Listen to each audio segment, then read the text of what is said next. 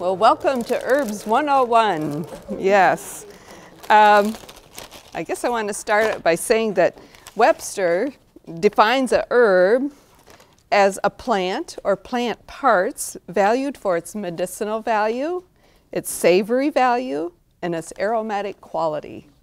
And you can tell by just touching lavender or the scented geranium. They all have their own unique quality. But I guess we'll start out with learning how to plant some herbs. And I picked some Genevieve's basil because that seems to be a very popular one. And what I do is either I start it in a seed block. These are the blocks that we make at Third Day Farm. And we put a single seed in there. The block has a little dimple in it. So we put the seed in there and we press the seed in to stabilize it. And then we cover it with vermiculite. And I'm sure everybody is familiar with vermiculite. It's this very fine granular. And we mist it on top. This is my mister. And I got this at Walmart. It's a very handy one. You pump it up and it mists. That comes in really handy. Another way that I do my seeds is that I take vermiculite or potting soil, block soil, put some seed on top, and then I cover it with vermiculite. Just not a real heavy layer, but just enough to hold the moisture, to keep that seed moist. Another way to propagate, a lot of herbs I start from propagating. Lavender is one of those that I do. I wouldn't pick a shoot that has a flowerette on top. I pick one of the sides. Like this one doesn't have anything, a flower growing on top. And so I clip that, and I clip it just below a joint. And I take my little popsicle stick, and I poke it into the vermiculite, and this vermiculite is just really moist, very moist. And I just poke it in and cover it up, just like that. And I leave it in there, and you have to keep that vermiculite moist, and it will take root. Another way, I do that with rosemary. This is winter savory. I do that with that also. Tarragon. This is tarragon on the end. But another way to propagate is, this is some Mexican lavender, or I'm sorry, Mexican oregano. And I take it and I, in the vermiculite, and lay it down. You lay it down like that and cover it with just a little bit of vermiculite. Keep that vermiculite moist, and it will take root. Yeah, and and mist that. Make sure you keep it nice and moist, and in a matter of not more than 2 weeks, you'll have roots that will take hold. How do you know whether to lay it down or stand it up? It depends on whatever you like. With the Mexican oregano, that will send up numerous shoots coming up. I don't usually do that with rosemary or lavender, just because it's more of an erect type plant. Yeah. Okay, and everybody's got a handout, I'm sure. So we're going to kind of go over this, and I'll give you some of my ways of how I do things. The first one, of course, is lavender, which is one of my favorites. You can start it from seed, or you can do it from cuttings, like I said. But the germination rate on lavender is very low, so you may only get 50% germination rate. But it does require full sun and afternoon shade, but it does tolerate very poor soil conditions. It's like Greg and I had talked about. It doesn't like real rich soil, and it does not like to be overwatered. So When I think of it, I think of the southern Mediterranean. It likes those dry soil conditions, very poor soil. Some good varieties are the Munstead, the Hickok, and the Grocio. Those are my three favorites. They do well in northern Michigan. To harvest, you cut 3 inches above the ground level. And you can use the flowers. You can use those in vegetables and fruit salads. You can use the leaves. You can use them in sachets for sleep pillows, for lavender wands, or even in your bath water. Some medicinal qualities of the essential oils: it heals burns. It has an immediate effect on bee stings. It will take the sting out and relieve bug bites. You can use it in your bath water. Like I said, it relieves tension and stress and insomnia. It has antibacterial and antifungal qualities, antiseptic qualities. It's good for strep throat or staph. If you have colds or allergies, you can take 2 drops of lavender essential oil, peppermint and lemon essential oil, and rub it on the back of your neck. And it will help alleviate your cold and allergy symptoms. And you can also put it in your teas. Yes, definitely. I do like it in my teas.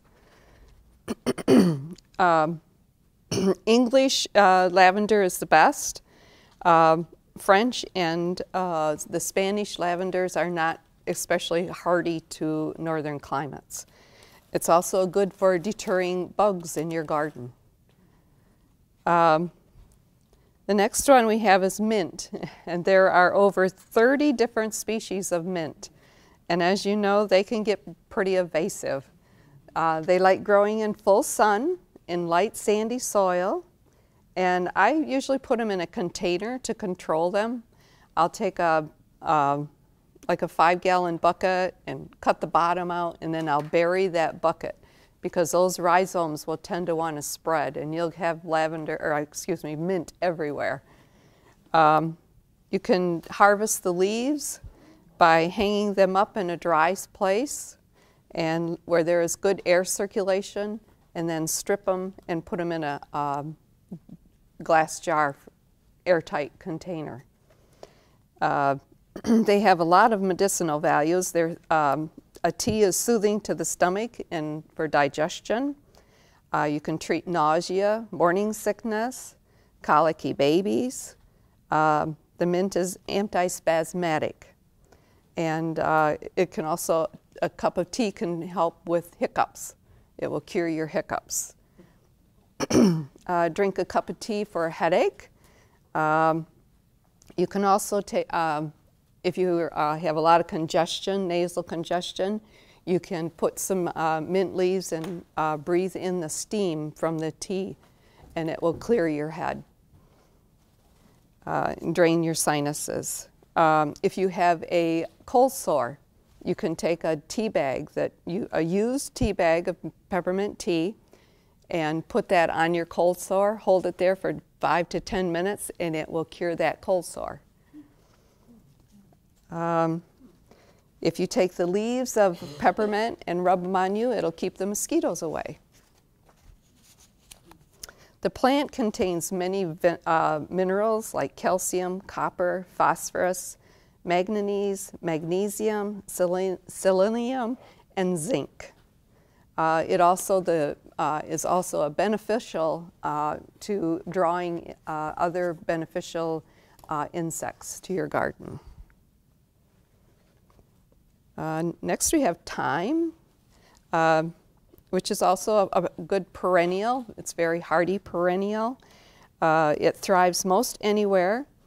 It also can grow in pretty poor soil conditions. It does like full sun, and you can start that from seeds or cuttings. You can harvest it any time. You can use harvest it before it blooms or after it blooms. And it is one of the herbs that can be dried in the direct sunlight. Most herbs do not like to be dried in the sun. They like a dark place, but thyme is one of those that you can dry in direct sunlight. And you should put that on a non-metallic screen so that there is good air circulation. Medicinally, it is used externally as a wash or internally to fight infections. You can use it in a tea to treat cough and chest congestion. You should do that before your cold really sets in. It is rich in antioxidants and supports normal body functions, especially for the thalamus gland. A good thyme cough medicine is take 2 to 4 ounces of thyme leaves, and it can be the flowers as well, in 1 cup of water.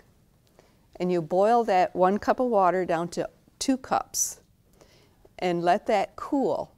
And when it gets down to like 110 degrees. Did you say 1 cup of water to 2 cups or 2 cups of water to 1 cup? I probably did, didn't I? Yeah. 1 quart, I'm sorry. 1 quart, boil it down to 2 cups. Yes. And then let it cool down to 110. And then you add a cup of honey. And you need to let that cool down to 110, because if you put that in there, but put the honey in when the water is still above 110, you're killing all the good stuff in the honey. So then you let that dissolve in there, and you store it in the refrigerator for 2 to 3 weeks. It's good for. And you can then take 1 to 2 teaspoons of that syrup every couple hours, and it will help relieve you of your cough. Okay. Thyme is good to put in your vinegars. If you like salad dressings made with vinegars, thyme is an excellent additive for that also. The next one is tarragon. Tarragon is in the Artemisia family, which also is good for keeping the deer away. So it is also drought resistant. It likes the summer heat, and you should avoid overhead watering. It tends to get a fungus on it if it gets wet for too long of a period of time. You harvest it from mid-autumn, and you harvest the leaves. Culinarily, it's good on fish, turkey, chicken, wild game, and egg dishes. The oil of tarragon is often used in salad dressings, confectioners, and perfumes, and that sort of thing. Medicinally, it's similar to anise, and it is used to treat digestive system problems. And it also, they're doing research on it lowering both insulin and sugar levels in your blood. That's a real recent thing they're studying. Chives is the next one. It likes a well-drained, sunny location, and it can tolerate some shade. It's a real good container herb, just like basil's a good container herb. They both can handle being in a container. You use both the stems and the flowers. The flowers are real good to put in your salads or vinaigrettes, that sort of thing. You can harvest chives almost throughout the whole season. You can cut them down to like 1 inch above the surface, and they'll come right back. I mean, they keep coming. Use the leaf part in your egg dishes, vegetables, pasta. They're best used fresh or frozen. They do not dry well. They tend to lose their flavor when they're dried. Okay, talked about that. Oregano, use both the leaves and the flowers. It likes to grow in a sunny location. It has creeping roots. That means that, you know, it'll take off and spread. Do not overwater it. You can harvest it. Actually, drying intensifies the flavor of oregano when it dries. And the best way to do that is, like I had said, lay it out on a screen, let it dry, and then strip the leaves and put them in an airtight container.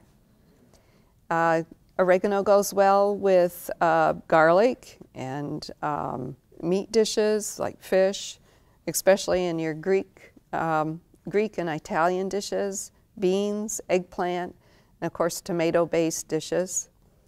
Medicinally, the leaves are infused for relieving a fever or a cough, colds and influenza. Has the ability to remove phlegm from your lungs. So that's a good thing, the tea. And it's also used for relief of indigestion, flatulence, and improves digestion.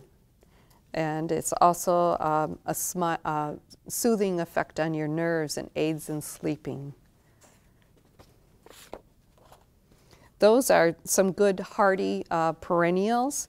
And then we have some that are hardy annuals. And like it says on here, sweet marjoram is the annual version of oregano. And if I see a recipe that calls for oregano, I will sometimes put half and half, half sweet marjoram and half oregano. Lemongrass, I have not used a lot of lemongrass, but there seems to be a very popularity of coming about with that, and it's used a lot in Asian foods. Rosemary, that's one that I use with caution. It's sometimes, I don't know, sometimes it can be overwhelming. But anyway, it likes to grow in well-drained soil. It's a tender perennial because it will not winter over, so you should bring it in early fall. Don't wait until the end of September, October. Bring it in early September so that it slowly adjusts to the different light changes in the house. You can also cut that back, let it dry, and remove it from the stems. And store in an airtight container, of course. It has, to me, it has a kind of a eucalyptus type scent to it, so it can be very pungent. You can use it in with garlic, with garlic in lamb, pork, duck, vegetables, stuffing, soups, and stews. Medicinally, it is good for health, for remembrance. It's high in antioxidants, enhances circulation, and it helps increase the supply of oxygen to the brain. It's supposed to sharpen your concentration and memory. Okay. I also use it as a hair rinse. As a detangler, I take a pint or a quart of apple cider vinegar, and I'll put in a handful of rosemary and use that as a hair rinse. It's good for detangling or dandruff. Is that straight, Shirley? Mm-hmm. Yep. Yep. Parsley, that's another favorite too. It likes to grow in full sun or partial shade, but well-drained soil. I start it from seed. It's a biannual, so the second year it will go to seed. Sometimes you need to soak the seed because they're a very hard seed. So you can soak those in warm water overnight and then cover them lightly with the vermiculite. And it can take anywhere from 21 days to even longer to germinate. It's a slow germinator, but don't give up on it. It'll come. You can harvest the leaves and start from the bottom and harvest the first layer first, and then we'll keep right on growing. It is best stored in their freezer because it does not dry well. It loses its flavor when it's dried. It's good in salads and pestos, and the root is also used, but it has a stronger flavor. So sometimes used in roasting. You can roast them like you would other roasted vegetables like squash or parsnips, that kind of thing. Medicinally, the leaves and the root are a good source of vitamin C. They're good for the urinary tract disorders and some arthritic conditions and for joints and gout, and parsley has a calming effect on the gut.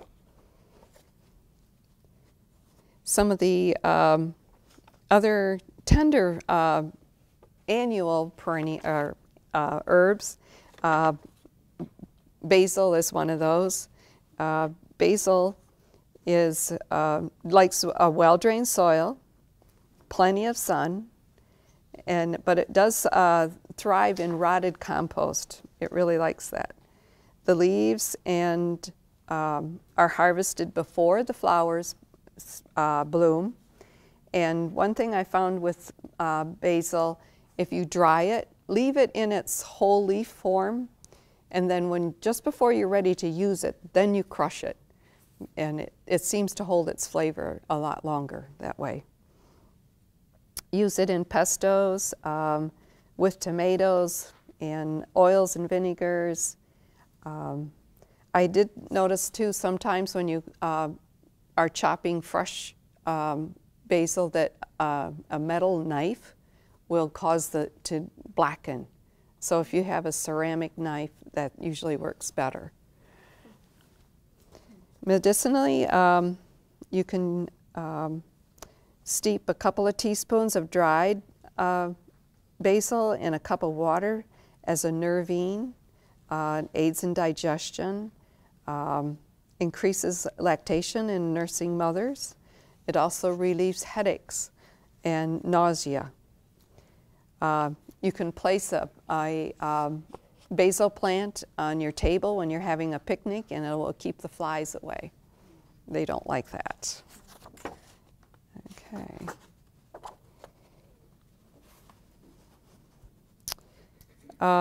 Cilantro. I think someday this is going to be a superfood. It's a very favorite of a lot of people, but curiously enough, it's actually from the East in Southern Europe, and it wasn't introduced to the United States until 1670, and then the Spanish introduced it to Mexico and Peru, and of course they use it in their chili dishes and hot dishes, but it's funny that Europeans don't like the smell of it, and so they don't use it like we do. It's pretty curious. But it's a short-lived plant. When I grew it before, I would grow it and start it every 10 days because it's a 45-day plant. And when the soil temperature gets up to 75 degrees, that is when it decides it needs to flower. So it's a cool weather plant. So, but then the seed, which is coriander, you can use that when they're turned brown.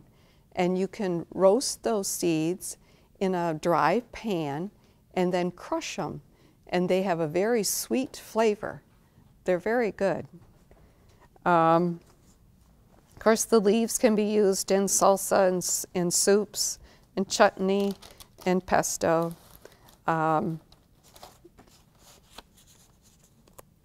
You can freeze it, but you should freeze it in a single layer and then put it in a baggie right away and put it back in the freezer and then when you want to use it, you put it in last because it loses its flavor when it heats up.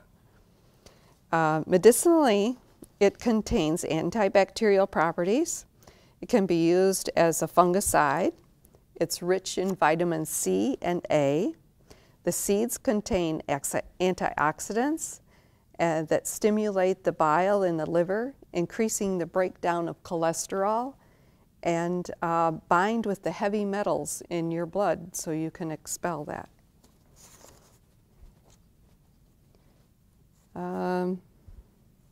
Lemon verbena is a good one. I have that on hand all the time. I like it in my teas. It's a tender perennial, so you need to bring it in the fall.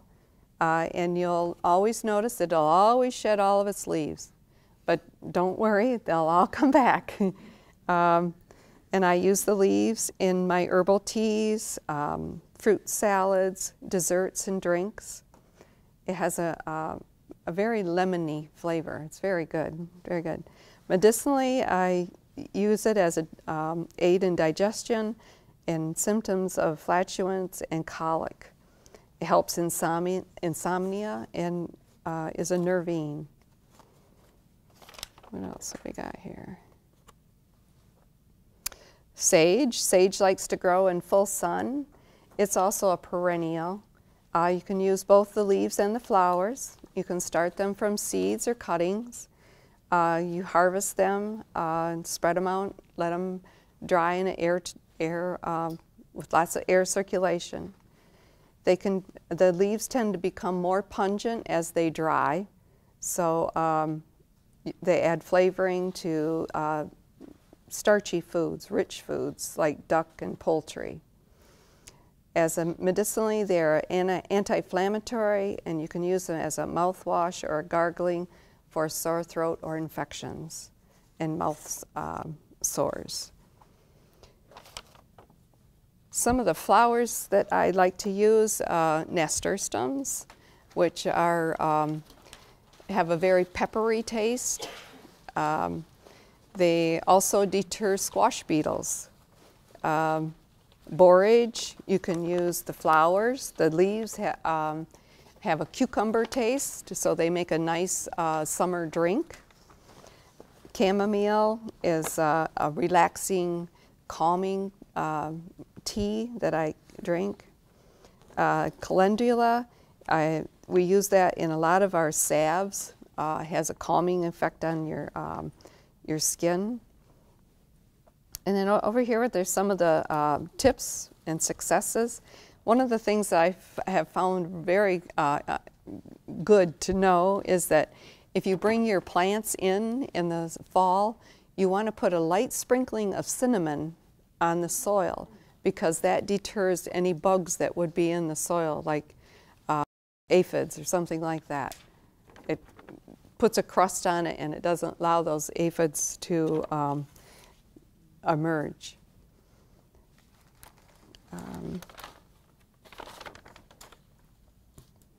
I've got some favorite books that my very first book I read was Back to Eden by Jethro Klaus. And that's one of my favorite books. I've had that for a long, long time. My next one I would say is Rosemary Gladstar. She is a very good author. She has a lot of good information in here to help identify all those free foods out there. I don't know if you noticed the display out there. My friend Scruffy, she gives tours. Edible herb walks, and we have one coming up, I can't remember when, it's August 8th, I think, something like that.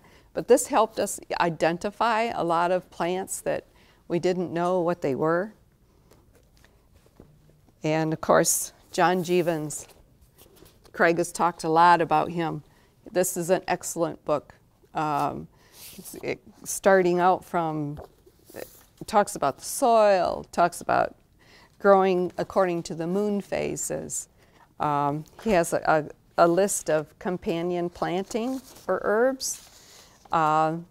Basil likes to be planted with tomatoes.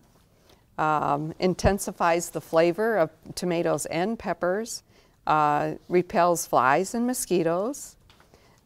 Bee balm is a good companion for tomatoes as well. It also improves the flavor. Borage is a good companion for tomatoes, squash, strawberries. It deters tomato worms, improves the flavor of the strawberries and tomatoes. Catnip along the border of your garden will deter flea beetles. Chamomile is a good companion for cabbage and onions, improves the flavor and the growth. Chervil, you can plant that with radishes. Chives is a good companion for carrots. Dill, you can plant that with cabbage. It improves the growth and the health of cabbage. It does dislike carrots though, so keep that in mind. Garlic, you can plant that with your roses and raspberries. It deters Japanese beetles and improves growth and the health of those. Horseradish, you can plant in the corner of your potato patch and it'll keep the potato bugs away. Lemon balm, distribute that throughout the garden. It's very good for everything. Marigolds, deters the pests, especially the Mexican bean beetle, nematodes. Marjoram, you can put that anywhere. That's good. Mint is a good companion for cabbage and tomatoes. It deters the white cabbage moth. Nasturtiums, good companion for radishes, cabbage, and all your cole crops like cabbage, broccoli, Brussels sprouts, that kind of thing.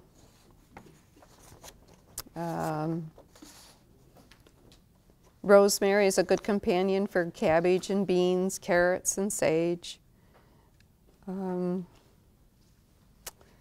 But anyway, all this is in John Jeevan's book. It's a really good book. Yeah. Another one I refer to a lot is this Homegrown Herbs. I use that one a lot. And of course, my complete illustration by Reader's Digest. That's one of my favorites too. But Vicky's got some samples of some Herbe de Provence, and it's, I can find here. It is a mixture of savory, thyme, rosemary, basil, tarragon, and lavender flowers. And you can use this on chicken or red meats. And sometimes sage and marjoram is added. And you can also put it in your soups and stews. But when I do that, I usually put it in a tea bag or a muslin bag. Because I remember when my kids were little, they'd say, I don't want that grass in my food. So I put it in a bag, and that way you can take it out and you don't have all your extra little floaties in there. Yep. I didn't mention, I don't know if you recognize these, but these are Venetian blinds, and I use these for my tags, and I just use a number 2 pencil, and that you can write on this, and it'll stay there for a couple years. Yeah. I think that's all I have. Do you have? Well, thank you, Shirley. Thank you.